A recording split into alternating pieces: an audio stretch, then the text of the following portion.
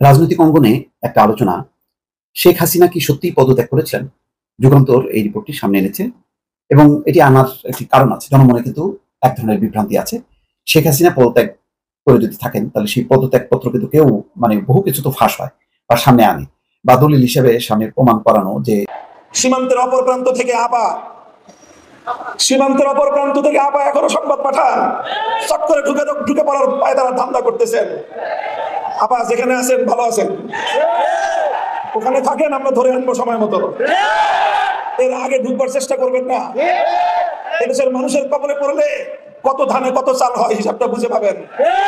সামাজিক মাধ্যমে ইদানিংকালে অনেকগুলো যে গুজব এবং অনেকগুলো কথাবার্তা শোনা যাচ্ছে, যেগুলো কেউ বিশ্বাস করছেন বা কেউ বলছেন, কেউ অপপ্রচার করছেন, কিন্তু বাস্তবতা হলো প্রচুর সংখ্যক এরকম ট্রল, যেগুলো আওয়ামী লীগের পক্ষে বিপক্ষে, বর্তমান সরকারের পক্ষে বিপক্ষে, সমন্বয়কদের পক্ষে বিপক্ষে এতটা বেশি প্রচারিত হচ্ছে যে রীতিমতো ফেসবুক থেকে শুরু করে টুইটার, অন্যান্য সব জায়গাতে এগুলো সয়লাভ বয়ে যাচ্ছে।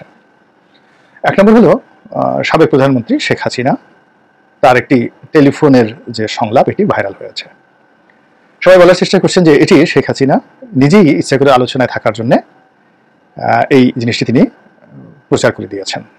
তো চলুন প্রিয় দর্শক, কথা বাড়াবো না, সরাসরি মূল নিউজে চলে যাবার আগে সবাইকে বলবো, যারা এখন পর্যন্ত আমাদের এই চ্যানেলটি সাবস্ক্রাইব করেনি, প্রতিনিয়ত এই ধরনের সকল প্রকার নিত্য নতুন আপডেট নিউজগুলো পেতে আমাদের চ্যানেলটি সাবস্ক্রাইব করে আমাদের সাথে থাকবেন। চলুন একটা লাইক দিয়ে আমরা সবগুলো ভিডিও দেখে আসি। সীমান্তের অপর প্রান্ত থেকে এখনো সংবাদ পাঠান, চট করে ঢুকে পড়ার পায়ে তারা ধান্দা করতেছেন। আপা যেখানে আছেন ভালো আছেন, ওখানে থাকেন, আমরা ধরে আনবো সময় মতো। এর আগে ঢুকবার চেষ্টা করবেন না। এদেশের মানুষের কবলে পড়লে কত ধানে কত চাল হয় হিসাবটা বুঝে পাবেন। শেখ হাসিনা 50 বছর পর্যন্ত যে রাজনীতি করেছে, আমি বলি তার রাজনীতির অনেক বৈশিষ্ট্য, প্রধান দুটি বৈশিষ্ট্য ছিল। তার 1 নম্বর বৈশিষ্ট্য, শেখ হাসিনার রাজনীতি ছিল প্রতিশোধের রাজনীতি। 75 সালে তার বাবাকে কেন খুন করেছিল মানুষ, কেন অভ্যুত্থান হয়েছিল 15ই আগস্ট, সে কথা তিনি ভুলে গেছেন। 30 হাজার মায়ের বুক খালি করেছিল বাকশালীরা।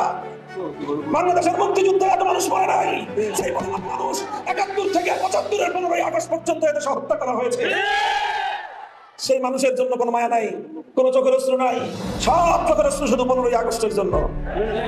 এই বৈষম্য ভালো না। যে সকল মানুষ নিরীহ নিরপরাধ নারী শিশু 15ই আগস্টে নিহত হয়েছেন, তাদের জন্য আমরা সমবেদনা প্রকাশ করি। কিন্তু শুধু নিহত তারাই হন নাই, তাদের রক্তের যেমন দাম আছে, ওই 30 হাজার মায়ের চোখের অশ্রুর কোনো মূল্য নাই। যাদের সন্তানদেরকে, তাগড়া যুবকদেরকে তুলে নিয়ে গিয়ে আপনার বাবা হত্যা করেছিল, সিরাজ শিক্ষকদের জীবনের কোনো মূল্য ছিল না।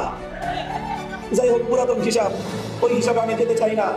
15ই আগস্ট এই অভ্যুত্থানের পর শেখ হাসিনা আন্তর্জাতিক গণমাধ্যমে বলেছিলেন যে জাতি তার বাবাকে খুন করেছে, হত্যা করেছে, তিনি সেই শ্রীলঙ্কা আবারও রপ্তানিতে শীর্ষে, জাতির কাছ থেকে প্রতিশোধ গ্রহণ করবেন। এই ঘোষণার পর 1975-এর 15ই আগস্ট থেকে 2024-এর 5ই আগস্ট, এই 50 বছর শেখ হাসিনা বাংলাদেশে রাজনীতি করেছেন। শেখ হাসিনার এই রাজনীতিটা ছিল প্রতিশোধ গ্রহণের রাজনীতি। তিনি প্রতিশোধ নিয়েছেন বাংলাদেশের জনগণের কাছ থেকে, তিনি প্রতিশোধ নিয়েছেন বাংলাদেশ রাষ্ট্রের কাছ থেকে। এই দেশটাকে তিনি স্বাধীন রাখতে চান নাই। দেখেন না, কথায় কথায় বলতো বিদ্যুৎ দিয়েছি, বেশি কথা বললে বিদ্যুতের সব সুইচ বন্ধ করে ঘরে বসে থাকবো। বলতে মোবাইল ফোন দিয়েছে কে? উনি মোবাইল ফোন দিয়েছিলেন, উনি বাংলাদেশে ইন্টারনেট দিয়েছিলেন। সারা পৃথিবীর মানুষ যখন মোবাইল ব্যবহার করে অগ্রসর হয়ে গেছে, বাংলাদেশে নাকি জনগণকে উনি মোবাইল দেন। এই ছিল ওনার ভাবখানা। পদ্মা সেতুটা মনে হয় যে ওনার বাপদাদার টাকা দিয়ে উনি বানিয়ে দিয়েছিলেন। এই অবস্থা করে তিনি এই বাংলাদেশটা সম্পর্কে তার ধারণা এটাই ছিল, বেশি বাড়াবাড়ি করবা, বাংলাদেশটাকে ভারতের অঙ্গরাজ্য বানিয়ে দিব। এটা ছিল তার রাজনীতি। এজন্য ভারতে গিয়ে তিনি মাথার মধ্যে তিলক করেন। সেখানে তাদের মুখ্যমন্ত্রীর ঘোষণা দেওয়া হয়, তিনি মুসকি মুসকি হাসেন। বাংলাদেশের মানুষ সেদিনই বলে দিয়েছিল, বাংলাদেশের ক্ষমতার বস্তাতে আমরা স্বাধীন আত্মমর্যাদা সম্পন্ন প্রধানমন্ত্রী চাই, মুখ্যমন্ত্রী দেখতে চাই না। বিভাজনের রাজনীতি 2024 সালের ছাত্র জনতার অভ্যুত্থানের মাধ্যমে তার বিভাজনের রাজনীতি পরাজিত হয়ে বাংলাদেশের মানুষের মধ্যে অভূতপূর্ব ঐক্য সূচিত হয়েছিল। এই ঐক্যই ছিল বাংলাদেশের আগস্ট বিপ্লবের শক্তি। এই ঐক্যের মাধ্যমে দেশের মানুষ ফ্যাসিবাদকে পরাজিত করতে সক্ষম হয়েছে। এই ঐক্যটা আমাদের ধরে রাখতে হবে। এই ঐক্য যদি আমরা ধরে রাখতে না পারি, বিএনপি জামাতে ইসলাম, হেফাজতে ইসলাম, আমরা কেউ এদেশে নিরাপদে থাকতে পারবো না। কারণ শেখ হাসিনা শুধু একা নয়, তার পিছনে লুকিয়ে আছে ওই শক্তি যারা বাংলাদেশটাকে স্বাধীন দেখতে চায় না, যারা বাংলাদেশটাকে বিশ্ব দরবারে মাথা উঁচু করা আত্মমর্যাদা সম্পন্ন জাতি হিসেবে যারা দেখতে চায় না। রাজনৈতিক অঙ্গনে একটা আলোচনা, শেখ হাসিনা কি সত্যিই পদত্যাগ করেছেন? যুগান্তর এই রিপোর্টটি সামনে এনেছে এবং এটি আনার একটি কারণ আছে। জনমনে কিন্তু এক ধরনের বিভ্রান্তি আছে। শেখ হাসিনা পদত্যাগ করে যদি থাকেন তাহলে সেই পদত্যাগ পত্র কিন্তু কেউ বহু কিছু তো ফাঁস হয় বা সামনে আনে বা দলিল হিসেবে সামনে প্রমাণ করানো যে এই যে শেখ হাসিনা সাক্ষরিত পদত্যাগ, এই পদত্যাগ পত্র কিন্তু কেউ দেখেনি। যদিও রাষ্ট্রপতি বলেছেন তিনি পদত্যাগ করেছেন ওই সময়, এবং সেনাপ্রধানও বলেছেন যে তিনি পদত্যাগ করে দেশ ছেড়েছেন। রাষ্ট্রপতিও বলেছেন, রাষ্ট্রপতি যখন নাকি ভাষণ দেন তখন তার পিছনে 3 বাহিনীর প্রধান ছিলেন, সেখানেও রাষ্ট্রপতি বলেছেন যে তার কাছে পদত্যাগপত্র জমা দিয়েছে। কিন্তু একটা কনফিউশন যে শেখ হাসিনা আদৌ কি গণভবন থেকে বঙ্গভবনে গিয়েছিলেন, নাকি গণভবনেই তিনি পদত্যাগপত্র স্বাক্ষর করে সেটি পাঠিয়ে দিয়েছেন, তারপরে তিনি সেখান থেকে তেজদা বিমান ঘাঁটি সেখান থেকে হেলিকপ্টারে করে তিনি চলে গেছেন ভারতে। তো এই নিয়ে একটা কনফিউশন আছে। শেখ হাসিনা নিজে এই কথাটি যখন বলছেন যে তিনি পদত্যাগ করেননি, তারপর থেকে কিন্তু আবার সেই কথাটা ধুমায়িত হচ্ছে। তিনি বলছেন যে সামাজিক যোগাযোগ মাধ্যমে তার যে একটা অডিও ভাইরাল হয়েছে, সেখানে তাকে বলতে শোনা যায় দেশ ছাড়লেও পদত্যাগ করেনি। তার মানে তিনি বৈধ, কনস্টিটিউশনালি তিনি বৈধ প্রাইম মিনিস্টার। শেখ হাসিনা বলছেন আমি তো পদত্যাগ করিনি, আর্টিকেল 57 অনুযায়ী আমার পদত্যাগ করা হয়নি, নিরাপত্তার জন্য আমাকে সরে যেতে হয়েছে, কিন্তু আমার পদত্যাগ হয়নি। তার মানে পরিষ্কার তিনি পদত্যাগ করেননি। তার মানে তিনি বলতে চাচ্ছেন যে তিনি এখনো প্রাইম মিনিস্টার হিসেবে বহাল আছেন, বা নিয়ম অনুযায়ী তিনি প্রাইম মিনিস্টার তেমনই তো। এবং সেই কথার উপর ভিত্তি করে তিনি বলছেন যে আমি বাংলাদেশের খুব কাছে আছি, যে কোনো সময় চট করে আমি ঢুকে পড়ব। এই কথার অর্থটা কি? এই কথার অর্থটা হলো এইটাই যে আমি তো প্রাইম মিনিস্টার আছি, আমি বিশেষ কারণে, পরিস্থিতির কারণে, নিরাপত্তার কারণে আমার সরে যেতে হয়েছে, তার মানে এই না যে আমি পদত্যাগ করেছি। বিষয়টি অনেকের মাঝে কৌতূহলের সৃষ্টি করেছে। যদিও শেখ হাসিনা পালিয়ে দেওয়ার পর রাষ্ট্রপতি জাতির উদ্দেশ্যে দেওয়া ভাষণে বলেছিলেন প্রধানমন্ত্রী শেখ হাসিনা আজ রাষ্ট্রপতির কাছে পদত্যাগপত্র জমা দিয়েছেন, আমি তা গ্রহণ করেছি। এই বিষয়ে আইনজীবী রুহুল কুদ্দুস কাজল বলছেন পদত্যাগ না করলে জাতির উদ্দেশ্যে ভাষণে রাষ্ট্রপতি কেন বলেছিলেন শেখ হাসিনা পদত্যাগ করেছেন এবং সেটি তিনি গ্রহণ করেছেন। সে সময় তো 3 বাহিনীর প্রধানও তার পেছনে দাঁড়িয়েছিলেন। কেন এবার শেখ হাসিনার পদত্যাগের পর যে সাংবিধানিক শূন্যতা তৈরি হয় তা নিয়ে আপিল বিভাগ রুলিং দিয়েছে। আপিল বিভাগ রুলিংও দিয়েছিল, যেদিন প্রধান বিচারপতি পদত্যাগ করে তার আগের দিন রুলিংও দেয়। আইনজীবী আহসানুল করিম বলেন রাষ্ট্রপতি যদি বলে থাকেন যে প্রধানমন্ত্রী পদত্যাগ করেছেন তবে তো এই বিতর্কের অবসান হয়েই যায়। এটা জরুরি না যে প্রধানমন্ত্রীকে হাতে হাতে রাষ্ট্রপতির কাছে পদত্যাগপত্র জমা দিতে। এই একটা কনফিউশন আছে যে তিনি কি গণভবনে দিয়ে গেছেন, নাকি তিনি ওই হেলিকপ্টার নিয়ে উড়াল দিয়ে বঙ্গভবনে গেলেন, বঙ্গভবনে যে রাষ্ট্রপতির কাছে ফরমাল অনুযায়ী তিনি পদত্যাগপত্র জমা দিলেন, তারপর বঙ্গভবন থেকে তিনি আবার আসলেন তেজগাঁ বিমান ঘাঁটিতে, সেখান থেকে তিনি গেলেন। বিষয়টা কি তেমন? হ্যাঁ, সেটা যদি হতো তাহলে আমরা ছবিও দেখতে পাতাম যে রাষ্ট্রপতির কাছে গেছেন, তিনি পদত্যাগপত্র দিচ্ছেন, তেমন কিন্তু কোনো ছবি নেই। তার মানে বঙ্গভবনে তিনি যাননি, এটা বোঝা যাচ্ছে। এখন বঙ্গভবনে না যাওয়া মানে কি যে তিনি পদত্যাগ করেননি? বিষয়টা তো তাও না, তিনি তো সেখানেই নিরাপত্তার কারণে সই করে তার সচিবের কাছে দিয়েছেন, সেই সচিব হয়তো পৌঁছে দিয়েছেন রাষ্ট্রপতির কাছে, এমনটাও হতে পারে। প্রবীণ আইনজীবী জেরাই খান পান্নার মতে দেশ পদত্যাগ করুন আর নাই করুন, দেশ ছেড়ে পালিয়ে নিজের রাজনৈতিক জীবনের সবচেয়ে বড় ভুল করেছেন শেখ হাসিনা। তার জন্য সম্মানের ছিল দেশে থেকে গ্রেপ্তার হওয়া। তিনি পালাই গেলেন কেন? তিনি বলতেন যে আমাকে ঠিক আছে, আমাকে কারাগারে নেওয়া হোক বা আমাকে অন্তরীণ রাখা হোক, ক্যান্টনমেন্টে অন্তরীণ রাখা হোক, পরে কারাগারে তাকে পাঠায় দিত। এটা খুব পয়েন্ট আউট করছে যে পালাই যাওয়াটা তো এটা চরম একটা, এটা একদম স্বীকার করে নেওয়া। যেমন আফগানিস্তানে সেটা একটা সশস্ত্র অভ্যুত্থান ছিল, সেই সশস্ত্র অভ্যুত্থানে তা পালাই যাওয়া ছাড়া কোনো ছিল না। আর এটা তো সশস্ত্র অভ্যুত্থান ছিল না, জনতার জনতার অভ্যুত্থান ছিল, গণ অভ্যুত্থান বলা হয়। তিনি বলেন তার দেশ ত্যাগকে আমি বুদ্ধিমানের কাজ বলে মনে করি না, ওনার দেশ ছেড়ে যাওয়ার থেকে কারাগারে বেশি দরকার ছিল, কারাগারে থাকা তার চেয়ে বেশি দরকার ছিল। আওয়ামী লীগকে বাঁচিয়ে রাখতে হলে তাকে দেশে এসে আত্মসমর্পণ করা উচিত। এটা তো ভালো কথা বলছে। দেশে কোনো রাষ্ট্র বা সরকার প্রধানের পদত্যাগপত্র কখনো সামনে আসেনি, তাই রাষ্ট্রের এই গুরুত্বপূর্ণ নথি নিয়ে এবার কেন সামাজিক যোগাযোগের মাধ্যমে এত আলোচনা, এমন প্রশ্ন রেখেছেন সিনিয়র আইনজীবী। এটা কনফিউশন তৈরি করেছে শেখ হাসিনা নিজে। আর এটাও সত্য, রাষ্ট্র যদি মনে করে যে না তিনি সত্যি সত্যি পদত্যাগ করেছেন, সেরকম পদত্যাগপত্রের একটা কপি আমাদের ধারণা যে সামাজিক যোগাযোগ মাধ্যম বা গণমাধ্যমে এটা প্রকাশ করা তোলা যে তিনি পদত্যাগ করেছেন, এই হচ্ছে পদত্যাগপত্রের কপি। তাহলে আমাদের ধারণা যে এই যে এখন পানি ঘোড়া করছেন তিনি দিল্লিতে বসে, এটি বন্ধ হবে। কনফিউশন সামাজিক মাধ্যমে ইদানিংকালে অনেকগুলো যে গুজব এবং অনেকগুলো কথাবার্তা শোনা যাচ্ছে, যেগুলো কেউ বিশ্বাস করছেন বা কেউ বলছেন, কেউ অপপ্রচার করছেন, কিন্তু বাস্তবতা হলো প্রচুর সংখ্যক এরকম ট্রল যেগুলো আওয়ামী লীগের পক্ষে বিপক্ষে, বর্তমান সরকারের পক্ষে বিপক্ষে, সমন্বয়কদের পক্ষে বিপক্ষে এতটা বেশি প্রচারিত হচ্ছে যে রীতিমতো ফেসবুক থেকে শুরু করে টুইটার, অন্যান্য সব জায়গাতে এগুলো সয়লাভ হয়ে যাচ্ছে। এক নম্বর হলো সাবেক প্রধানমন্ত্রী শেখ হাসিনা, তার একটি টেলিফোনের যে সংলাপ, এটি ভাইরাল হয়েছে। সবাই বলার চেষ্টা করছেন যে এটি শেখ হাসিনা নিজেই ইচ্ছা করে আলোচনায় থাকার জন্য এই জিনিসটি তিনি প্রচার করে দিয়েছেন। আর সেই প্রচারের মাধ্যমে যে আলোচনাটা এই মুহূর্তে চলছে সেটি হলো শেখ হাসিনা তার একজন কর্মী, একেবারেই অধস্তন পর্যায়ের একজন কর্মী, অনুল্লেখ্য কর্মী, যার মানে আওয়ামী লীগের কোনো পোর্টফোলিওর মধ্যেই পড়ে না, এবং তার সঙ্গে তার যে বক্তব্য, কথাবার্তা, এটি রীতিমতো সন্দেহজনক। আমেরিকা প্রবাসী আওয়ামী লীগের এক সাবেক কর্মী, তার সঙ্গে তার কথা, সেই কথায় তিনি অনেকগুলো অসংলগ্ন কথাবার্তা বলেছেন, যার সঙ্গে বাস্তবতার কোনো মিল নেই। তিনি বলেছেন যে তিনি দেশের খুব কাছাকাছি আছেন, তিনি এই মুহূর্তে দেশের কাছাকাছি নেই। দ্বিতীয়ত তিনি বলেছেন যে কোনো সময় তিনি ঢুকে পড়বেন, তিনি শত চেষ্টা করলেও যে কোনো সময় সীমান্ত দিয়ে ঢুকতে পারবেন না, এটি অসম্ভব একটি বিষয়। ভারত চেষ্টা করে তাকে পুশিং করতে পারবে না, আর বাংলাদেশের কোনো সামরিক বাহিনী, কোনো বর্ডার গার্ড বা কেউ তাকে সীমান্ত দিয়ে বাংলাদেশের অভ্যন্তরে ঢুকিয়ে তারপর একটা পরিবেশ পরিস্থিতি সৃষ্টি করবেন, এটি বলতে গেলে একটা অসম্ভব ঘটনা। অর্থাৎ শুয়ের পেছন দিয়ে একটা উট ঢুকার যে অবস্থা, ঠিক ওই রকম। তো সেই কথাটা তিনি বলেছেন, এবং এগুলো নিয়ে অনেকের মধ্যে ট্রল চলছে, কেউ ঠাট্টা করছে, কেউ মস্কারা করছে, এবং কেউ এটাকে সত্য মনে করছে, এবং এটা হতে পারে যে কোনো সময় শেখ হাসিনা যথেষ্ট সাহসী, তার দ্বারা অনেক কিছু সম্ভব তিনি করবেন, এই সকল কথাবার্তা হচ্ছে। একটা সমাজের সবচেয়ে বড় অবক্ষয় এবং সমাজের জন্য সেটা খুবই ঝুঁকিপূর্ণ যখন মানুষ ইলিউশন, কল্পনার জগতে বাস করে। দ্বিতীয় যে ভয়ঙ্কর অবস্থা সেটি হলো অযোগ্যদের হাতে যখন নেতৃত্ব চলে যায়, অর্থাৎ ছাত্র যখন শিক্ষককে পড়ায়, তারপরে ভিক্ষুক যখন মালিকদেরকে সে কি পরিমাণ ভিক্ষা দেবে সেটা ডিকটেট করে।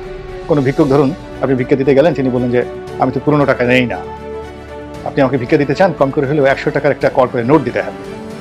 তো এরকম কথা যখন হয়, বা আপনি যে ভিক্ষা করেন আপনার বাড়ি কোথায়, আমি তো অমুক ডিস্ট্রিক্টের লোক ছাড়া ভিক্ষা নেই না, বা ধানমন্ডিতে আপনার বাসা কোথায়, এই ধরনের হাজারটি প্রশ্ন যখন গ্রহিতা করে দাতাকে, যিনি দান করেন তাকে, তখন বুঝতে হবে যে আপনি উল্টো স্রোতে চলছেন। আমাদের এই সমাজে সেই ইদানিংকালে আপনি দেখবেন যে এই উল্টো স্রোতটা এত বেশি এবং এত প্রবল যে মন মেজাজ ঠিক রাখা সম্ভব হয়। অনেক সময় মনে হয় নিজের গালে নিজে চপেটা ঘাত করি, এমন সব দৃশ্য ঘটছে। অর্থাৎ এই যে ইলিউশন, শেখ হাসিনাকে ইলিউশন, এত বড় একটা মানে পতন, এভাবে পালিয়ে যাওয়া, কোটি কোটি নেতাকর্মীদেরকে যেভাবে বিপদের মধ্যে ফেলে দেওয়া, এটা নিয়ে কারো কোনো অনুশোচনা নেই, কারো কোনো আর্ত উপলব্ধি নেই, ঘুরে দাঁড়ানোর জন্য কোনো পরিকল্পনা নেই। তিনি আসবেন আর সমস্ত নেতাকর্মীরা তার জন্য একেবারে অন্তঃপ্রাণ হয়ে ঝাঁপিয়ে পড়বে। এই জিনিসগুলো নিয়ে এক পক্ষের আশা, আর এক পক্ষের ঠাট্টা মস্করা, তার সঙ্গে আমাদের দেশের যে ছাত্র পড়াচ্ছে শিক্ষককে, বা আইলো দেশে কলিকাল ছাগলে চাটে বাঘের গাল। এখন এই যে ছাগলে যে বাঘের গাল চাটে, এইরকম দৃশ্য আপনি কতক্ষণ দেখতে পারবেন? সার্কাসে দেখা যায়, সিনেমায় দেখা যায়, কিন্তু বাস্তবে যদি আপনার জীবনে এরকম ঘটনা ঘটে তাহলে আপনি 1 মিনিটের মধ্যে পাগল হয়ে যাবেন। এটি যে কোনো শাস্তির চাইতে আপনার কাছে এটি খুব কঠোর। আপনি চিন্তা করুন যে শিক্ষকের ভয়ে আমরা অস্থির ছিলাম ছাত্র জীবনে, যে শিক্ষকের সামনে আমরা কখনো হাঁটতে পারতাম না, সেই শিক্ষক নয়, প্রধান শিক্ষকদেরকে, শত শত প্রধান শিক্ষকদেরকে আমরা ছাত্র যারা আছি তারা জোর করে পদত্যাগে বাধ্য করলাম। তারপর অনেক কিছু হচ্ছে, অনেক কিছু হচ্ছে, এই যে মাজার ভাঙা থেকে শুরু করে যা কিছু হচ্ছে, এইগুলো মূলত অমঙ্গলের যাকে বলা হয় স্মৃতিচিহ্ন, আলামত, মন্দ কাজের আলামত। এর বাইরে গোপালগঞ্জকে নিয়ে বেশ কয়েকটি ঘটনা ঘটল। প্রথম ঘটনা ঘটল সেনাবাহিনীর সঙ্গে তাদের একটা সংঘর্ষ, এটি সেনাবাহিনী খুব চমৎকারভাবে সামাল দিল। তারপর আবার এখানে বিএনপির যারা নেতাকর্মী আছেন তাদের কিছু লোকজন সেখানে গেলেন সেই তাফালিং করার জন্য, সমাবেশ করার জন্য।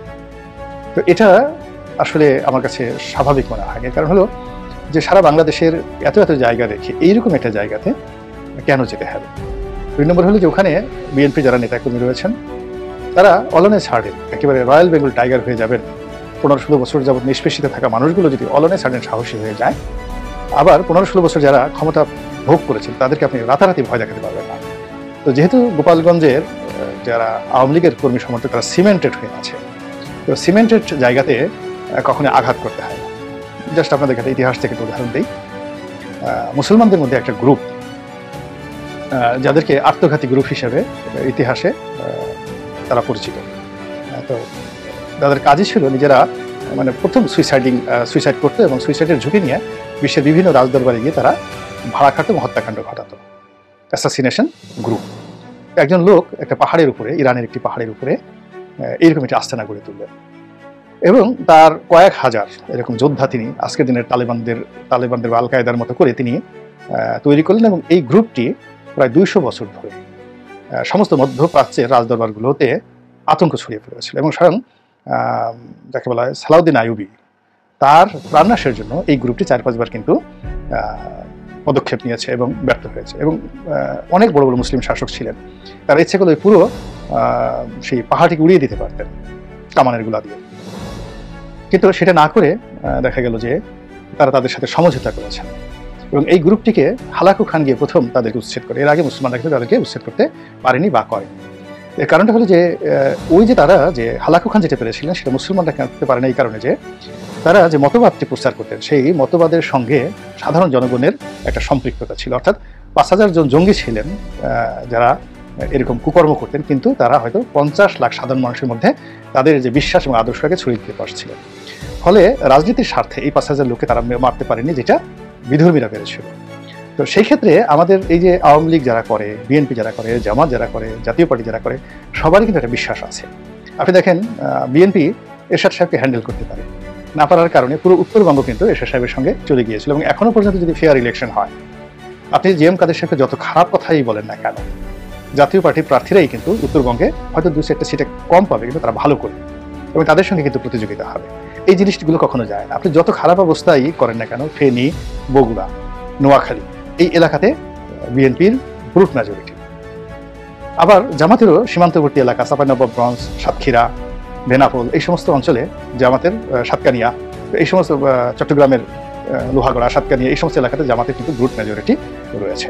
তো যে এলাকাতে আপনার জামাতের ব্রুট মেজরিটি রয়েছে, জাতীয় পার্টি রয়েছে, সবকিছু রয়েছে, ছাত্রলীগ মানে আওয়ামী লীগের রয়েছে, সেই এলাকাতে গিয়ে হঠাৎ করে যদি কেউ তাফালিং করতে চায় তাহলে সেই জিনিসটি হিতে বিপরীত হয় এবং এটা আজকের ঘটনা নয়, শত শত বছর ধরে এইভাবেই কিন্তু ঘটে আসছে।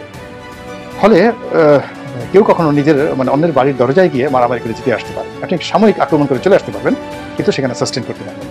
তো এই যে অবস্থাগুলো এখন হচ্ছে সব এলোমেলো হচ্ছে। এলোমেলোর কারণে কি হচ্ছে, আবার ছাত্রলীগ আসবে, আবার আওয়ামী লীগ আসবে, আবার পুলিশ লীগ আসবে, এই কথাগুলো কিন্তু গত 1 মাসে কেউ বলতে সাহস পায়নি, কিন্তু এই কথাগুলো এখন আলোচনা হচ্ছে এবং ইট ইজ ভেরি ডেঞ্জারাস। এই যে আমরা এত কষ্ট করে যারা আন্দোলন করেছি, যারা আমরা বলার দরকার নাই, যারা করেছেন, আমি হয়তো এখানে বসে ইউটিউব করে যে সকল কথাবার্তা বলার দরকার বলেছি ডে টু ডে অবস্থান অনুযায়ী। ফলে আমি মনে করি না যে আমার এখানে এমন কিছু ছিল যেটা আমি বলতে পারি যে এর সঙ্গে আমার সম্পৃক্ততা আছে বা আমি বিরাট কিছু একটা গাজী টাইপের কিছু।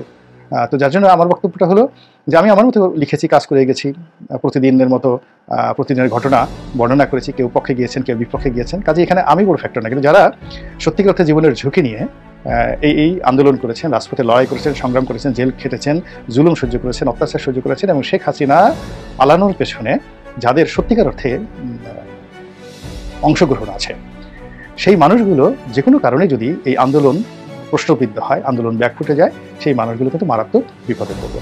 তো কাজেই কোনো অবস্থাতেই আমাদের এমন কিছু করা উচিত হবে না, এমন কিছু বলা উচিত হবে না যে কারণে এই আন্দোলন ঠিক কোনো মতো বাধাগ্রস্ত হয়। ইদানিংকালে যেটি দেখা যাচ্ছে সেটি হলো এই আন্দোলন সফল করার পেছনে কার ভূমিকা বেশি, কে করেছে, কে টাকা দিয়েছে, কে পরিকল্পনা করেছে, এসব নিয়ে খুবই রকম বিতর্ক হচ্ছে এবং সেই বিতর্কের প্রেক্ষিতে অনেক জায়গাতে কিন্তু মারামারি পর্যন্ত হচ্ছে। এবং ছাত্রদের মধ্যে যখন মারামারি হচ্ছে, সংগঠনগুলোর মধ্যে যখন মারামারি হচ্ছে, সঙ্গত কারণে সেখানে যুবলীগ, ছাত্রলীগ তাদের তো অসংখ্য নেতাকর্মী রয়েছে। তারা প্রিয় দর্শক শ্রোতা, যে ভিডিওগুলো নিয়ে আজকে আপনাদের সম্মুখে হাজির হয়েছিলাম সেই ভিডিওগুলো কিন্তু ইতিমধ্যেই আপনারা দেখে ফেলেছেন এবং সকলের কথাগুলো শুনে ফেলেছেন। তো অবশ্যই এবার আপনাদের মূল্যবান মতামত জানানোর পালা। আপনাদের কি মনে হয়, কি জানলেন বুঝলেন এই ভিডিও থেকে, সেটা অবশ্যই এখন আপনারা এই ভিডিওর কমেন্ট বক্সে আপনাদের মূল্যবান মতামত জানিয়ে দিন। আর হ্যাঁ, সবাইকে বলবো আমাদের এই চ্যানেলে কিন্তু প্রতিনিয়ত এই ধরনের সকল প্রকার নিত্য নতুন আপডেটগুলো আমরা সবসময় দেওয়ার চেষ্টা করি। তো অবশ্যই আপনাদেরকে বলবো যারা এখনও পর্যন্ত আমাদের এই চ্যানেলটি সাবস্ক্রাইব করেনি, প্রতিনিয়ত এই ধরনের সকল প্রকার নিত্য নতুন আপডেট নিউজগুলো পেতে আমাদের এই চ্যানেলটি সাবস্ক্রাইব করে আমাদের সাথে থাকবেন। আর ইতিমধ্যেই যারা সাবস্ক্রাইব করে দিয়েছেন তাদেরকে অসংখ্য ধন্যবাদ জানিয়ে ভিডিওটি এখানে শেষ করছি। সে পর্যন্ত সকলে ভালো থাকবেন, সুস্থ থাকবেন। আবারও দেখা হবে, কথা হবে নতুন কোনো টপিকে, নতুন কোনো ভিডিও নিয়ে। আল্লাহ হাফেজ।